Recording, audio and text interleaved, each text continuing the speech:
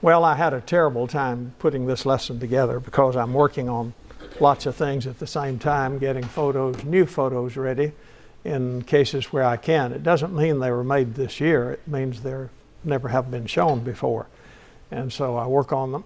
And so I've been working on that. And then I had 2 lessons, and I was working on parts of the old one, some material. I had 2 or 3 things about earthquake that I wanted to deal with. I had the answer to the land of milk and honey. We'll come to that again. But I had some photos for that as well.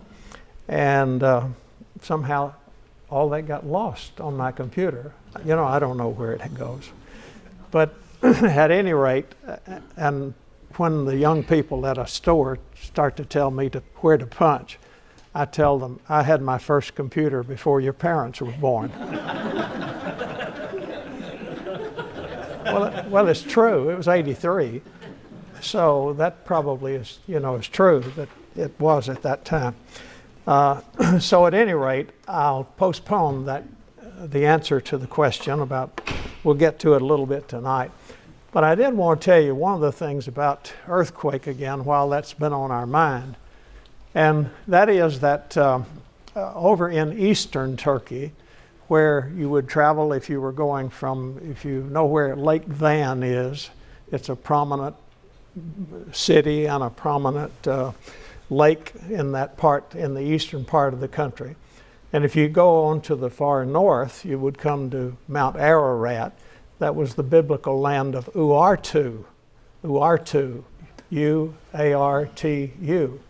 And in the great museums, and especially in Ankara, at the museum there, they have a lot of artifact from Urartu.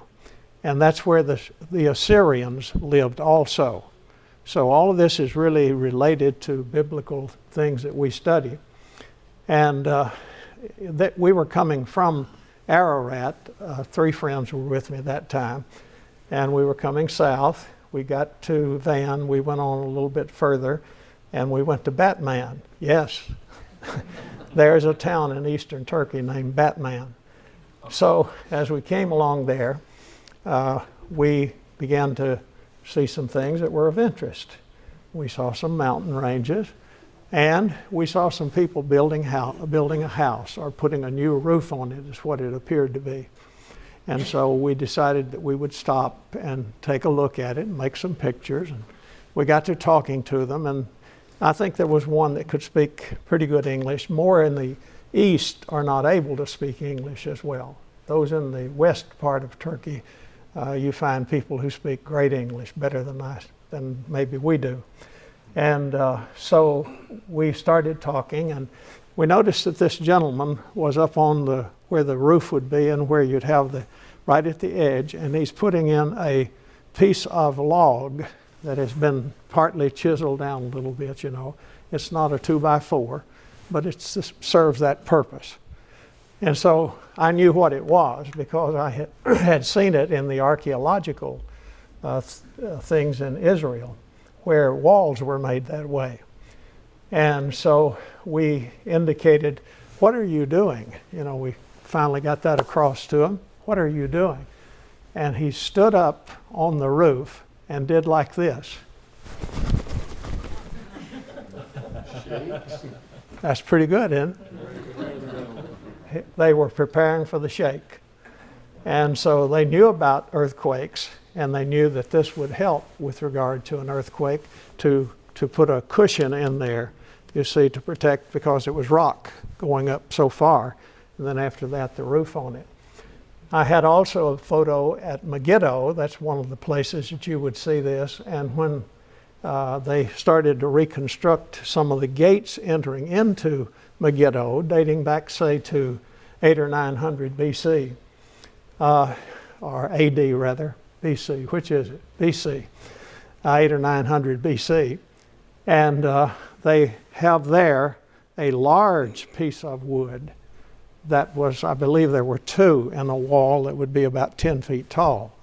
And so again, if the earthquake hit, as it does hit in that region as well, and if it hits there, this is going to cushion that and perhaps keep the stones from falling. So that's what's done in Bible times. That's something of interest. So I'm going on tonight now and talk about agriculture a little bit. I've got some stuff on the weather. So we'll talk about weather. We'll talk about the climate.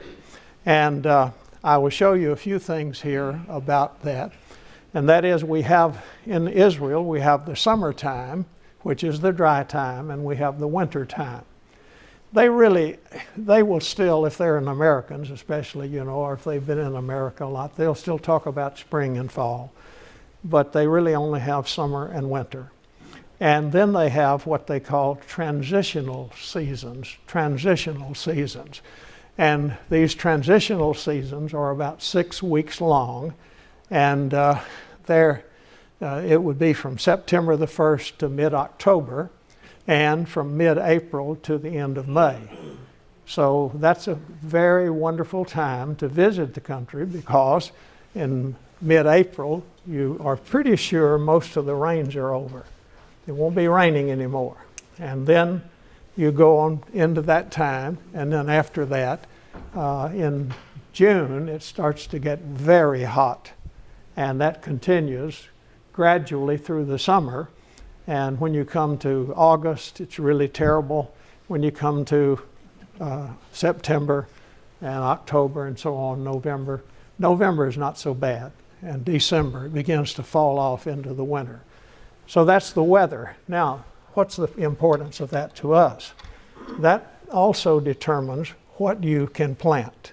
See, what you'd be able to plant in any place, or any crop that you would be able to have, and what you can do with your animals and all that sort of thing.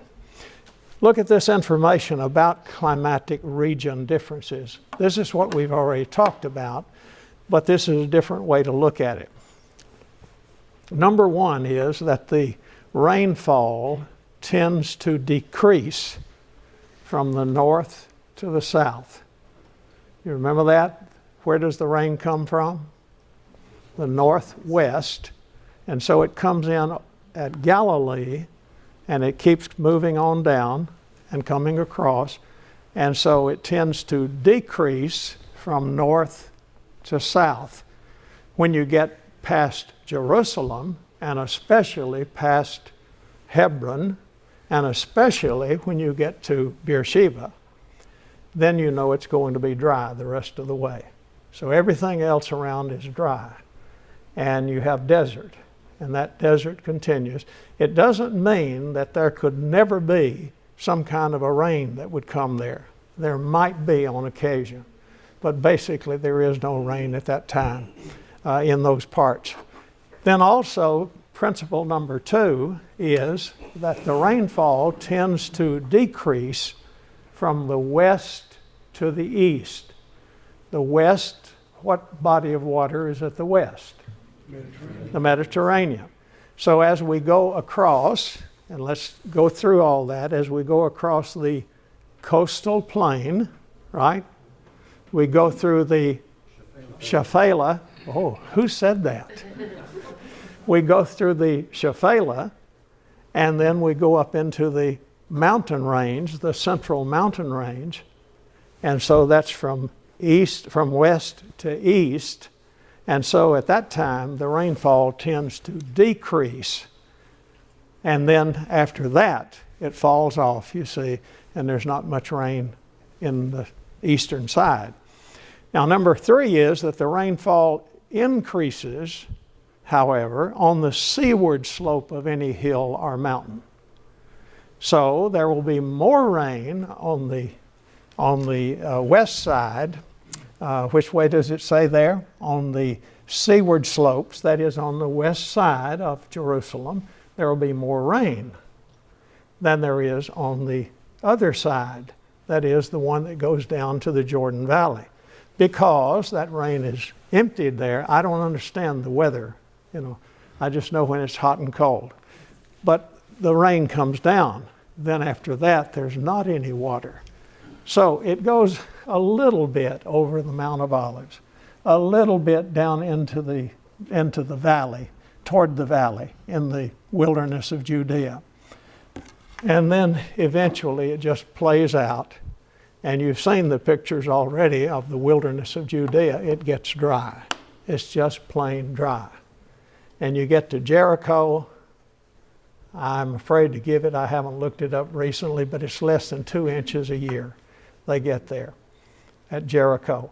And it's only about 16 miles from Jerusalem, 19 by road perhaps. So there's not any rain there. Then when you go across into Transjordan, what happens? We've picked up moisture again, and it drops it again. Then as you continue east, you come to the desert, and you go from there all the way to the Arabian Peninsula, and there's almost no vegetation. So that's the way it goes. Number 3, point number 3, that's it, wasn't it? Number 4, the rainfall decreases again very sharply on the slopes. So as you go down the slopes, it decreases. There won't be as much rain. So you have a lot coming up, not much going down. Okay, another point or two here. The next one is number 5. The temperature tends to decrease with an increase in height. It is hotter at Tel Aviv than it is at Jerusalem, right? It's not as hot in the mountains as it is on the coast. It's not as hot in the mountains as it is, well, that's the next point, I suppose. The temperature range, however, tends to increase with distance from the sea. So the further from the sea, the hotter it gets. So it will be hotter in Jerusalem than it is along the coastal plain. And it's often hotter in that area on the plateau than on the coast, which is 3,000 feet lower on the coast than it is at the mountains. And so these are some interesting points, I thought, that come from Dennis Bailey's Geography of the Bible. He wrote 2 great books, one on geography and another was a geographical companion to the Bible. He's deceased long ago, but these were really excellent books, and that's simple. I mean, you can see it just as what we talked about, but he says it in a very good way there. So again, the dominant seasons are summer and winter. The summer is dry, and the winter is wet. And this begins already what we had. In the Song of Solomon, chapter 2, verse 11, it says, "For behold, the winter is past. The rain is over and gone." It's not, oh, well, we'll have rain again in June. Doesn't mean it will never rain in June, but it doesn't normally rain in June. It doesn't rain much if it rains at all. And then as we look further, look at the pattern again that we talked about. We go from the northwest coming down to the southeast, and that's the way, and that determines these little greenish areas that you see here along the coast and in Transjordan and around Galilee. And this is really a kind of an interesting one up here in Galilee, by the Sea of Galilee, because right there, that's the Golan Heights. The Golan Heights. And that was Bashan in the Old Testament, the land of Bashan. And in New Testament times, some of the Decapolis cities were there. The 10 cities that the Greeks had established are in that particular region. And maybe we'll talk more about some of those a little bit later on. I think I'm going backwards. We'll go forwards. Did I show you any of these last time? I don't think so. Okay. For example, this is looking west and also actually looking a little west and north. I did that intentionally. So you see the hotel building over there. And this is from Netanya, which is on the coast, right on the coast. This is the Mediterranean. And this is between Joppa and Caesarea. And as you look that way, what do you see coming in? All the clouds. They're going to come here, start dropping their moisture. They're going to go up into the mountains. They may be continuing to float south and continuing to do the same thing there over and again. And so Very interesting the way it works.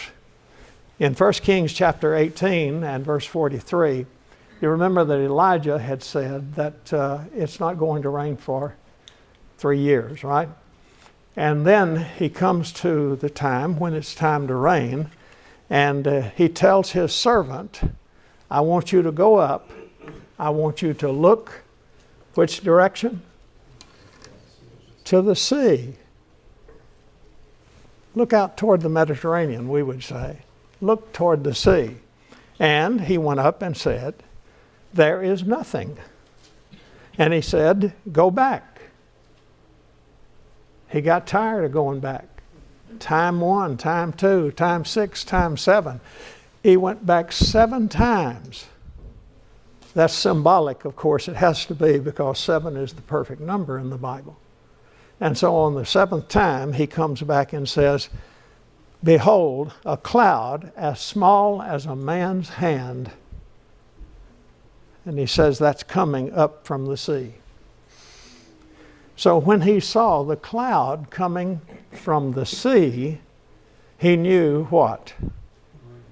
It's going to rain. They hadn't seen that in all these years, that it had not rained, and so it was impossible to find. Here's another illustration of this. This is the case of Ahab.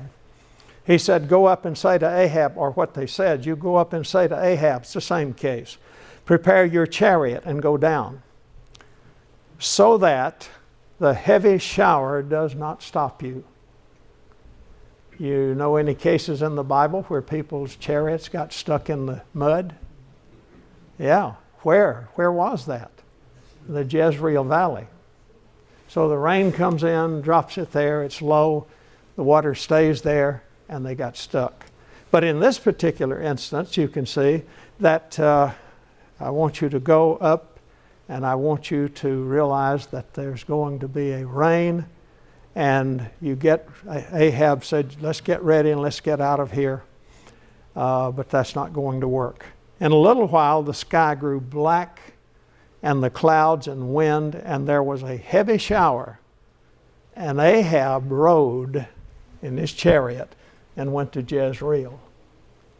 He's getting out of the mountains. He's going into the valley in this case, you see, because the rain is coming, and he knows that that is the way it does. He maybe by now has seen it. He may not believe the prophet as much as he sees the cloud, and he knows that that's correct. So here's another view. Just imagine one little cloud he saw, not all of these, one little cloud. And this is from Mount Carmel, where they were. This photo was made. I made this photo. I've made it several times just to illustrate exactly what the Bible says. And this is what you find in this agreement of book and land, as we talked about in the Bible as well. Now in Deuteronomy 11 and verse 14, it says that God will give you the rain for your land in its season, the early and the late rain, see, early and late rain, that you may gather in your grain and your new wine and your oil. We have 4 plants mentioned here actually. What are they? Grain. What is the grain? Wheat and barley. All right, those are the main ones. There's some other things. And then what else do you see? You have your grapes and you have your olive trees. So that's beginning to give us a hint as to the crops that we're going to run into. That we're going to have vines, we're going to have olive trees, and then we're going to have these main grain crops of wheat and barley also.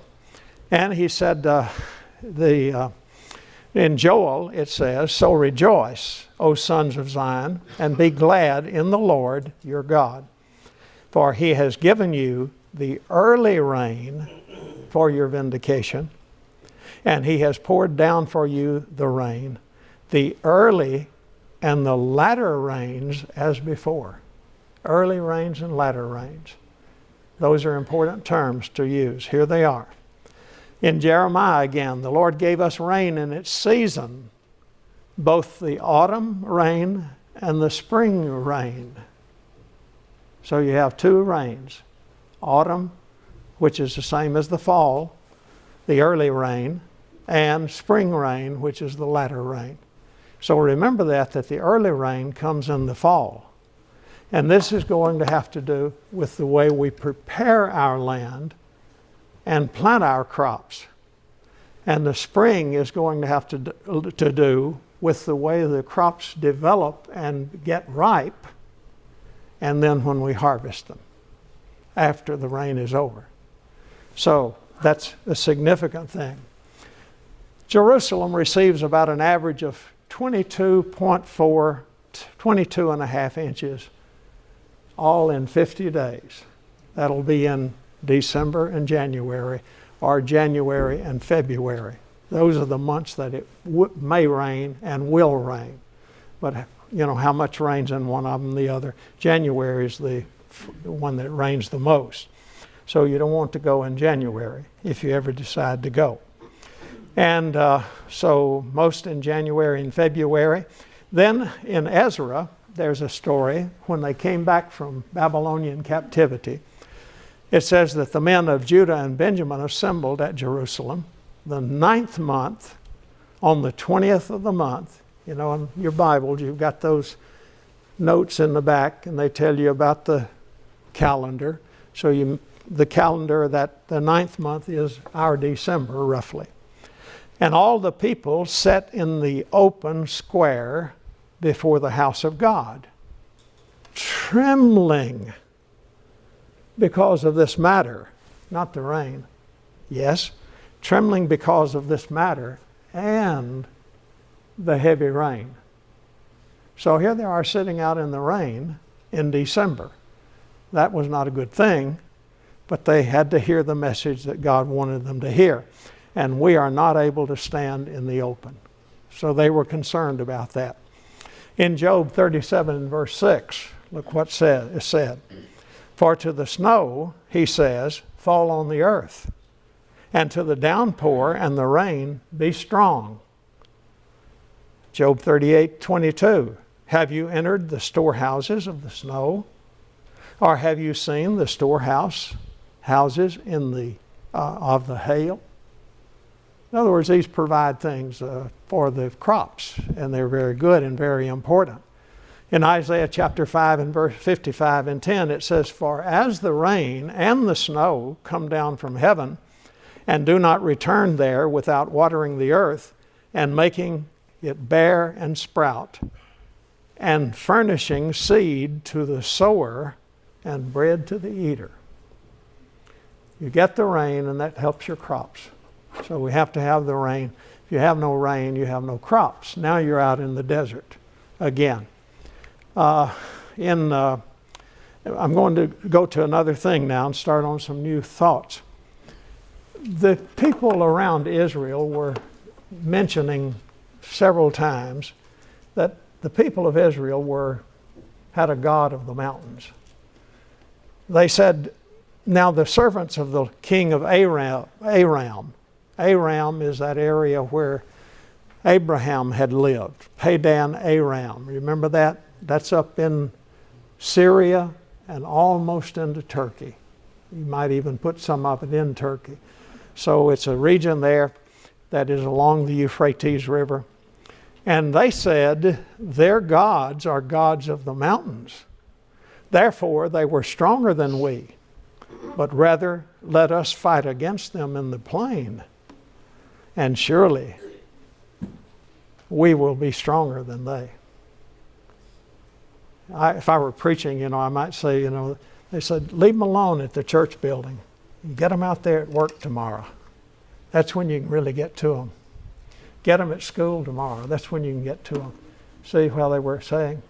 Because we're not going to do any good against them in the mountains. We're going to have to go down, bring them down to the plains. And I should have a map for this, but I'll tell you now, and later we'll do a map. Look at the coastal plain. Got it over here? Is that where it is? All right. So now let's start up down at the south.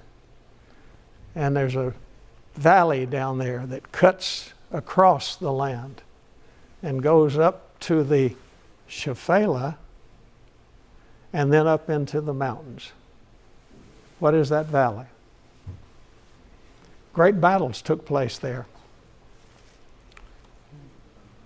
Just think of somebody that had a battle in the valley, an Israelite that had a battle in the valley.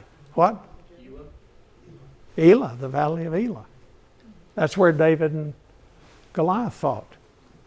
So, there's one. Okay, let's go on further north. There are a few other places that there are breaks and you could go up into the mountains. You could get up to Samaria, up to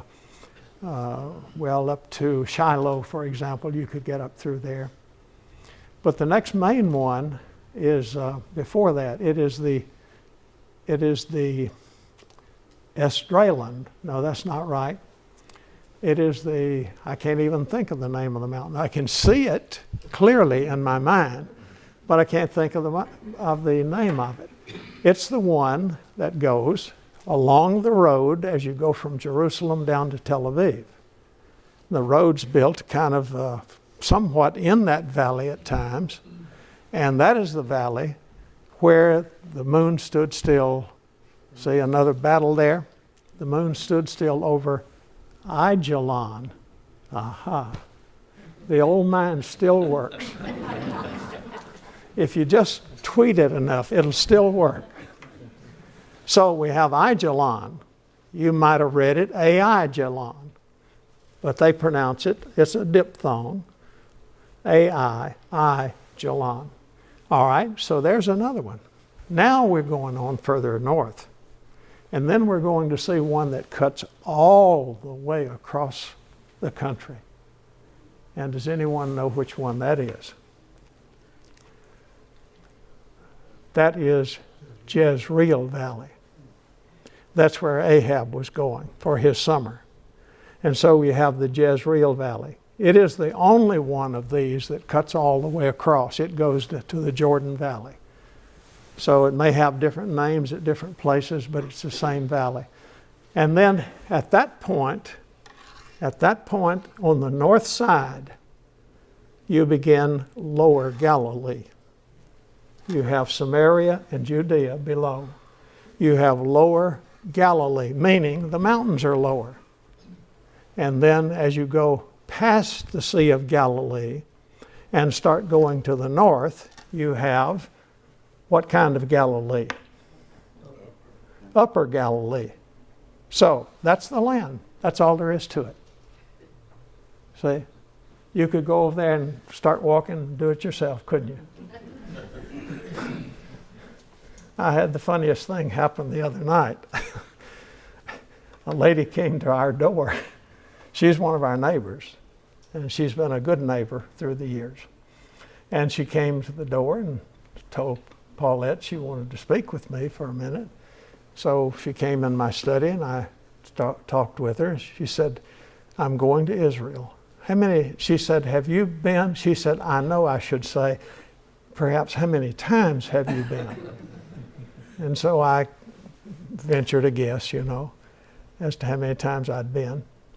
And she said, I'm going with a lady and 2 couples. There's 6 of us. And I said, well, when are you going? And she had it planned sometime later this year. And I said, well, do you have a tour? No, we're not going on a tour. I said, have you arranged a guide? No, we're just going to do it ourselves. I said, big mistake. I sound like they already had their tickets. And I imagine, they'll do it. So sad. Because they won't have the slightest idea. They'll spend all morning trying to figure out where we're going to go today. And then they'll lose all that time and they won't see much of anything. The first time you go, you just must go with a tour. I'm not promoting tours. I'm trying to get you to understand more about the land, but that is true, that it just doesn't work that way. And there are a lot of people in here that have been, so you know that is the case. All right, the dominant seasons, we've already got that. I think I must be going backwards, am I? There we go. All right, here's the rain pattern. again. And, I could go back to that. We'll go back to that. The Jezreel Valley is, and we can see it right here in this, it's right along there, right about here. It's hard to see it. It starts right here, comes down like that. And these others are not able to see on this point. I could point maybe where they are, but that's not the point I'm trying to make at this time. So why am I getting this again? Did we talk about that? No. Okay, sorry about that. He talked about the snow in Jerusalem. Maybe I just stopped and didn't do these things.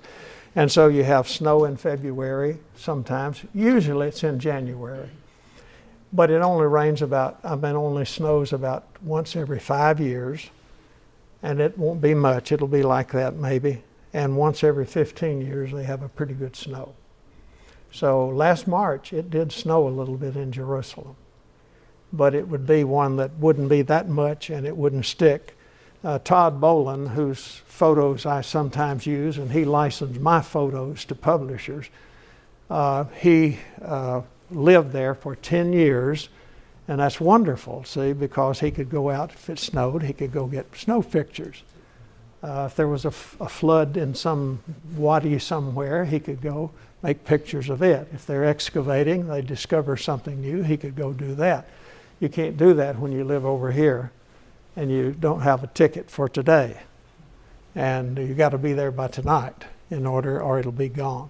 So this is the Mount of Olives, the tombs on the Mount of Olives with snow on the top of them. They're up above ground.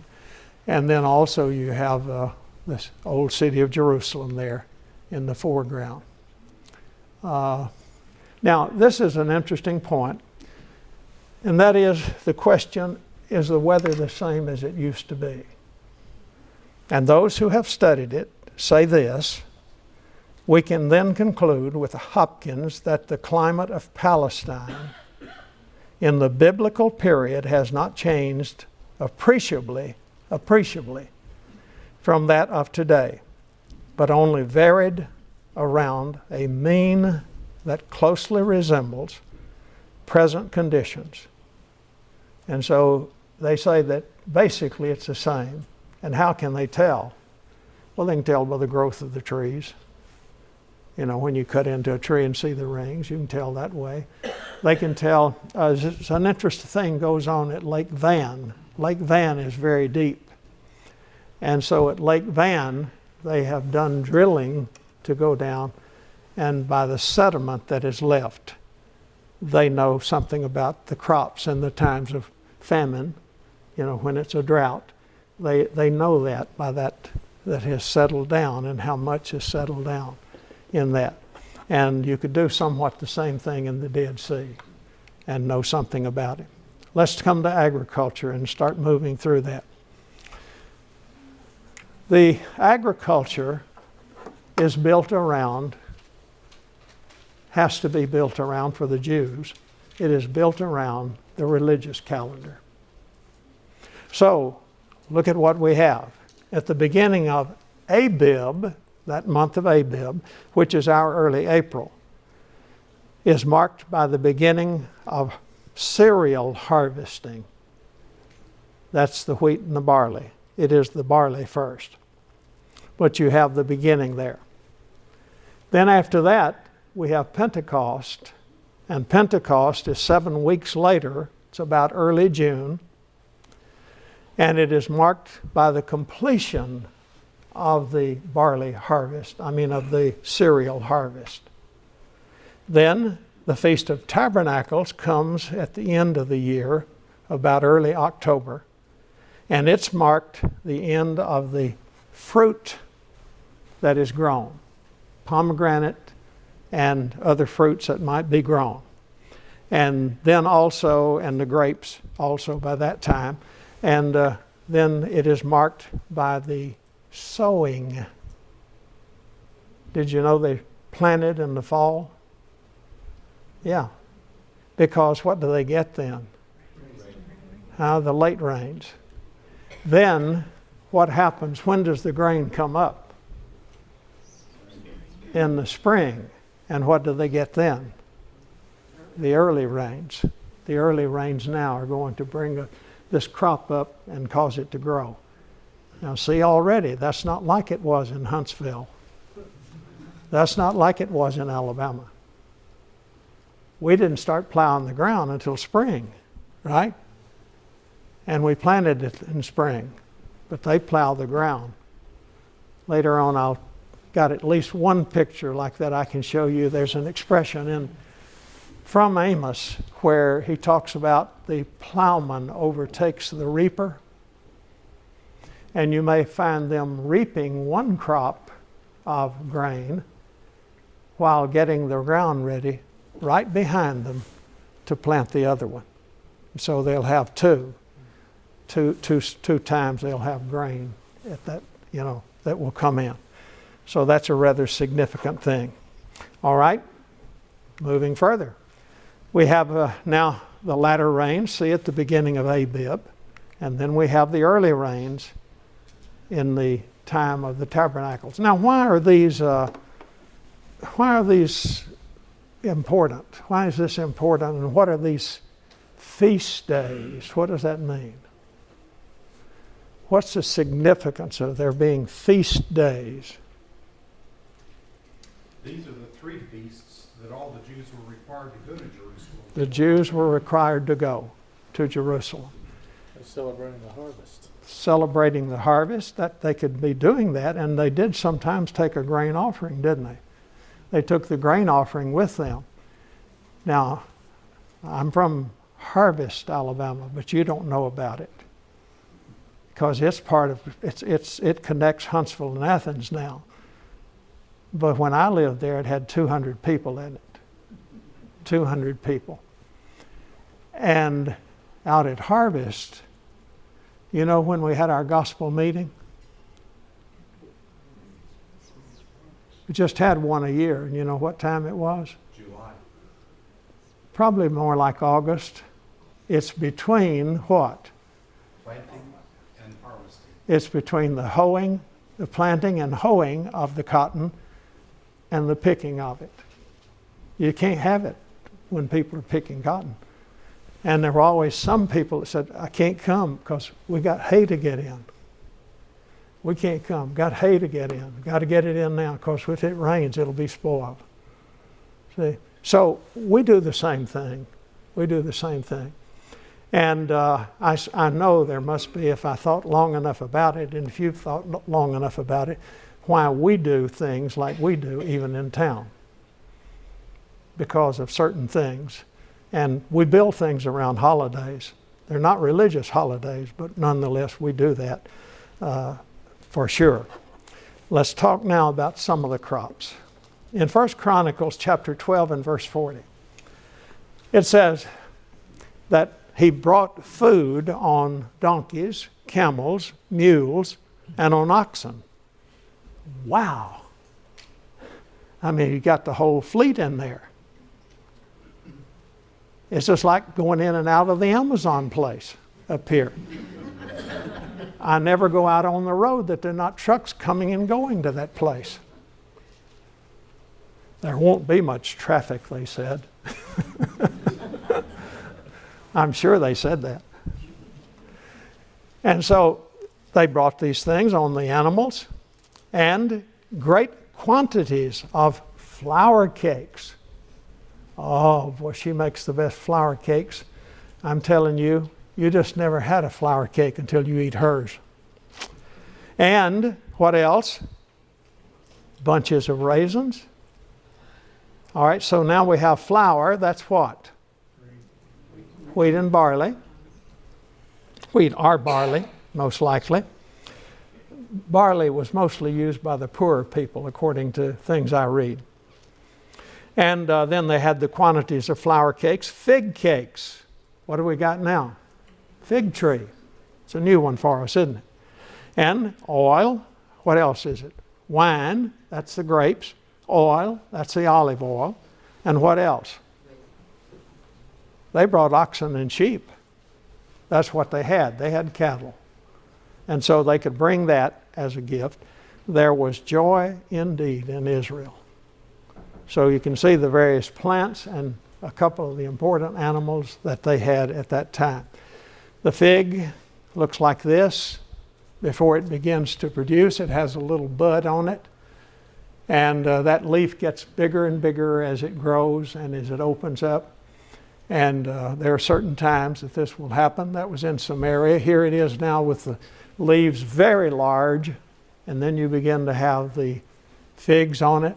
And finally those figs get ripe, like so. And then after that you can cut them. Not a fig Newton unless you take it to Mom, let her make a flour cake to go around it. But there you have a nice sweet dessert. So what did they have to eat then in Israel? What did the people eat? They ate flour cakes. They ate cakes that were made out of wheat and barley. They ate bread. What did they drink? Wine. Grape juice first. That's what they drank. All right, so now they're drinking that. They've got a drink, and now what do they have for dessert this summertime? Oh, ripe figs.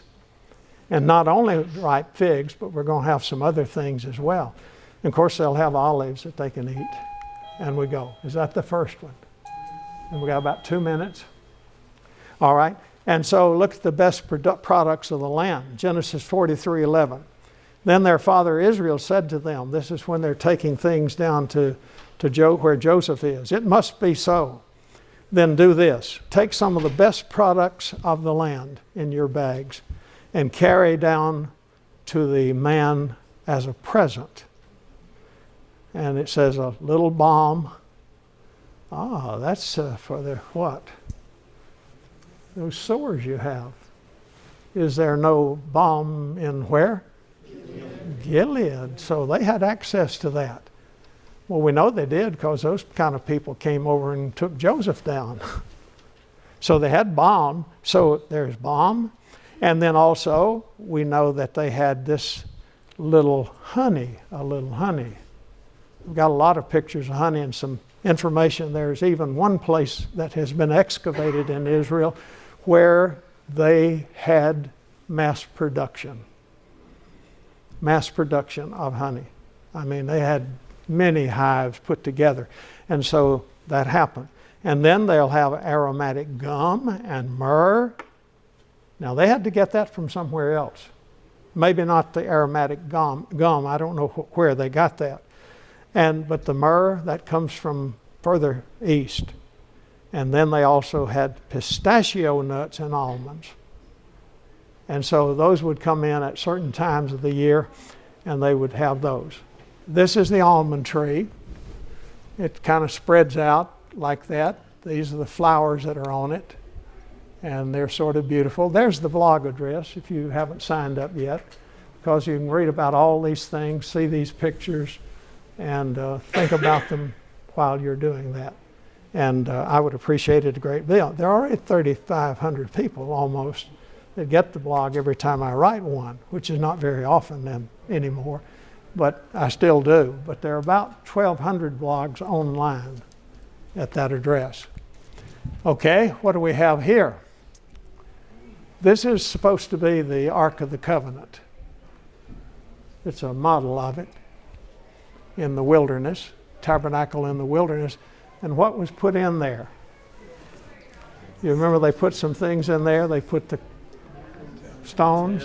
And the rod that budded. And they what? The rod that budded. The rod of Aaron that budded.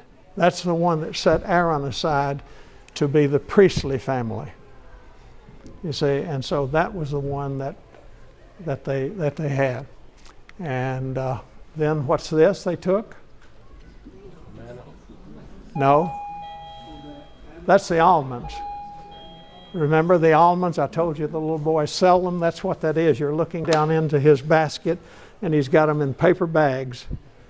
And little guys in Jordan at that time of the year go around selling these. I think they were $1 each. So you can get you some good green almonds. And we saw those ladies doing what? The ladies were buying them at the market in Jerusalem. And then they had all kinds of spices, and these are spices that are sold there. I've had ladies on the tours with me that would say, they would ask the guide, where is the spice market? I don't usually know things like that. But where is the spice market? And they would go and buy spices to take home to cook with their food. And I tell you, if salt and pepper won't do it, I don't think it needs it. But anyway, that's the idea. It's good to see each of you tonight. We hope that we'll see you back on Sunday night, Lord willing. We'll talk about more of these things.